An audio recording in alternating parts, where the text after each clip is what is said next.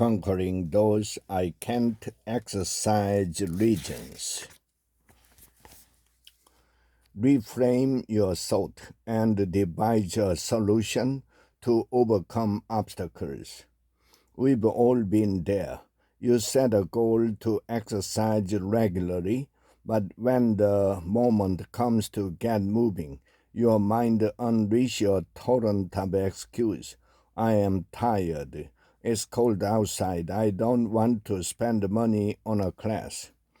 These mental blocks may explain why it's so hard to keep a New Year's resolution for longer than 4 months. So, how do you cut through them?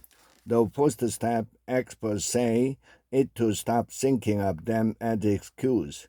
Just using that word can suggest you failed and should feel bad about your willpower.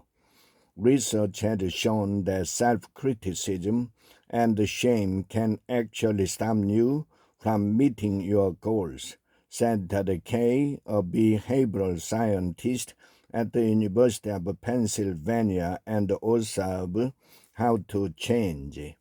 Instead, reframe the reasons you entered exercising as genuine obstacles and devise a plan to overcome them. Dr. M said most of us don't just need a goal, she said, but specific steps and strategies to follow. I asked the experts in exercise science and psychology to share their best advice for conquering common regions. People struggle to build an exercise habit. Here are their time-tested solutions. I have no time. If you face a jam-packed daily schedule, try starting small, said Kay, an exercise psychologist at the Hospital of Special Surgery in New York. Instead of carving out 30 to 60 minutes several times a week, plan several short bursts of movement throughout the day. If you are not able to do much, doing anything is going to be helpful in so many ways, she said. For example, walk a few laps during lunch, she said, or sneak in squats between meetings. Ideally, you want these bursts to add up to the recommended 150 minutes of moderate aerobic activity and 30 to 60 minutes of full body strength training per week. Or you could multitask.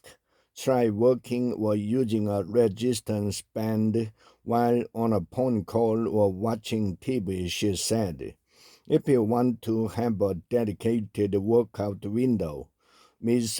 B recommended taking a hard look at your calendar and asking yourself, is there anything that could go or anything you could trade for a dose of movement? Could you experiment with setting your arms 30 minutes earlier? I feel self-conscious.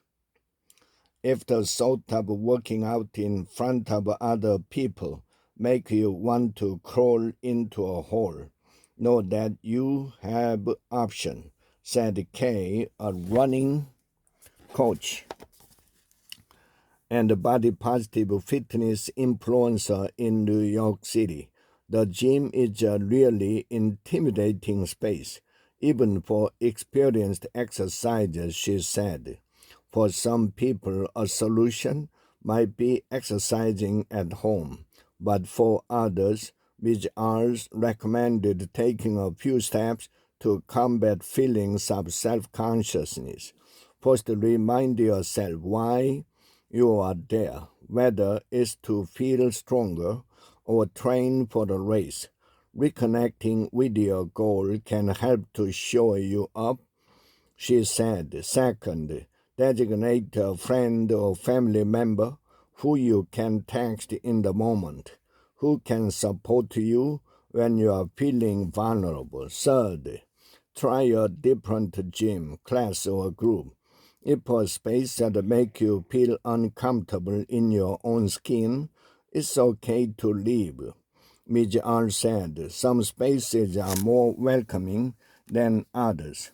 The past few years have seen a burst of fitness offerings for people who may have historically felt unwelcome in gyms because of their gender or racial identity, body size, or athletic ability, like paced inclusive running clubs or gyms marketed toward LGBTQ communities.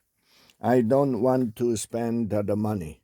You don't need a fancy gym to get fit, said G, a physical therapist in New York City. There's so much you can do just with the body weight, he said. It's pretty amazing. Planks, push-ups, lunges, squats, and pointers can all build strength, and regular stretching can cultivate the flexibility. For aerobic exercise, you can do jumping jacks or consider spending a few dollars on a jump rope. If you have access to a safe outdoor space, you can walk, run, or strength train outside, Dr. W said, and get the added benefit of spending time in nature.